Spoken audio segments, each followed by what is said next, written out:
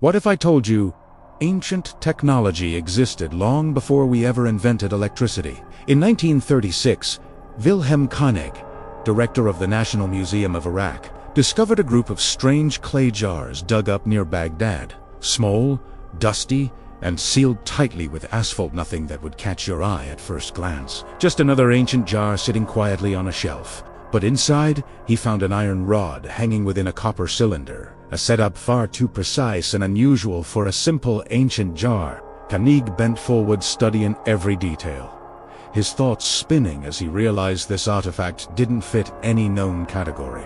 Could this simple-looking pot, nearly 2,000 years old, actually be a battery? This is the story of the Baghdad Battery, one of archaeology's most electrifying mysteries. On the surface, it seems simple. You have a terracotta pot, a copper tube, and an iron rod. If you fill it with an acidic liquid like lemon juice or vinegar, which were readily available in ancient Parthia, you get a small but measurable electric current. We're talking about 1 to 2 volts, not enough to power a light bulb, but definitely enough to create a little tingle. When this theory first came out, it was mind-blowing. Electricity before Alessandro Volta. It sounded like science fiction, but the idea captured the public imagination. TV shows like Mythbusters even tested it, and sure enough, replicas of the Baghdad Battery produced a voltage. The question wasn't if it could work, but what it was used for. One super popular idea is electroplating. Imagine ancient artisans using this subtle electrical current to plate objects, coating a less precious metal like copper with a thin layer of gold or silver. It's a process called gilding. This would have been a revolutionary technique, creating stunning, shimmering artifacts that look like solid gold, but were far cheaper to produce. Some artifacts from the period do show signs of gilding, but archaeologists can't definitively link them to this specific electrical method. Other, simpler techniques like using mercury existed. So, was the battery a secret tool of the trade for ancient jewelers? It's a tantalizing thought, but other, more mystical theories abound. Some have suggested these batteries were used in religious rituals. Picture a priest in a darkened temple, touching a metal statue wired to several of these hidden batteries. An unsuspecting worshipper reaches out to touch the statue and suddenly feels a mysterious shock, like a divine tingle running through their fingers. It would have been a powerful way to demonstrate the power of the gods, a piece of ancient special effects to inspire awe and belief. This magic would have been a closely guarded secret of the priesthood, making them seem all the more powerful. Then, there's the medical angle. Could these small electrical currents have been used for pain relief? This isn't as far-fetched as it sounds. The ancient Greeks and Romans knew that electric fish, like the torpedo ray, could numb pain. They would literally have people with gout or headaches stand on these fish. It's an early form of electrotherapy. So, perhaps the Baghdad Battery was a more controlled, portable version of an electric fish used by ancient healers to treat aches and pains. A patient would hold the battery, or have electrodes connected to it placed on their skin to get a small, therapeutic jolt.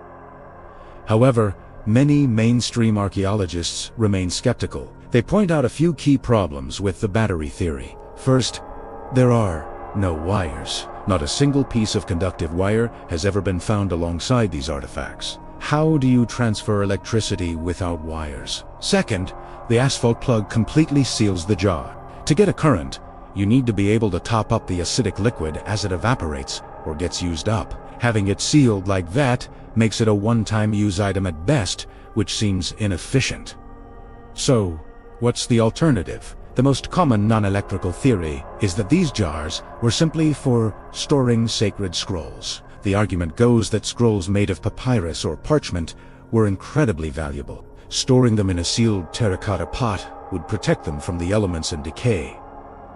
Copper and iron. What's the deal with them? Well, maybe they were just part of the construction. Or perhaps they were believed to have properties that helped preserve the scrolls. Over time, the organic scrolls inside would have completely disintegrated, leaving only the empty jar and its metal components. This would explain why we find just the battery parts and no appliance to go with them. It's a much more mundane explanation, but for many historians, it's the one that makes the most sense based on the available evidence.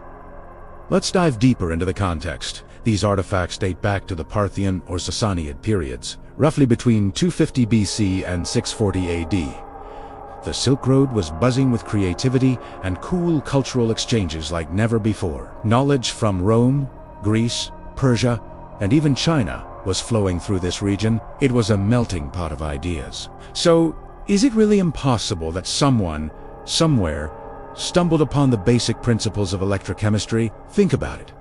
The components were all common: clay pots, copper, iron, and acidic fruit juices. It's plausible that someone accidentally put them together in the right way and noticed a strange effect. Maybe they felt a tingle. Maybe they saw a tiny spark in the dark. Maybe they noticed it made metal tarnish in a weird way. From that accidental discovery, they might have experimented, trying to figure out what this strange force was and how to use it. History is full of these happy accidents. But here's the problem. If they did discover electricity, why did the knowledge disappear? Why isn't it mentioned in any texts from the period? Why didn't it evolve? We went from Volta's battery to powering entire cities in less than 200 years. If the Parthians had a 2,000-year head start, where's their power? Where is their telegraph? The complete silence in the historical record is the biggest argument against the battery theory. Knowledge that powerful, even if used for simple tricks, usually leaves a trace. Ultimately, the trail goes cold. The original Baghdad batteries were looted from the National Museum during the 2003 invasion of Iraq, and their current whereabouts are unknown. We are left with only photographs, drawings, and the tantalizing mystery they represent. They are a perfect Rorschach test for how we view the past. Do you see a simple storage jar for sacred texts?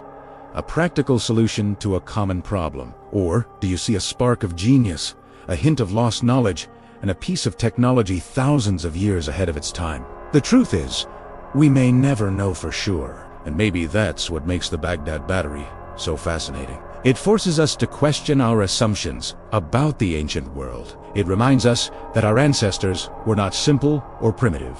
They were intelligent, curious, and capable of discoveries we are still trying to understand. The Baghdad Battery remains an unsolved riddle, a what-if of history that continues to spark our imagination. So what do you think this mysterious artifact actually was? A primitive battery? A container for sacred writings? Or maybe something we still don't fully understand? Share your thoughts in the comments below. Your theory might be closer to the truth than you think. If you enjoyed this story and want to uncover even more secrets hidden in our past, make sure to like the video and subscribe. There's a whole world of mysteries waiting for you, only here on Forgotten Clues.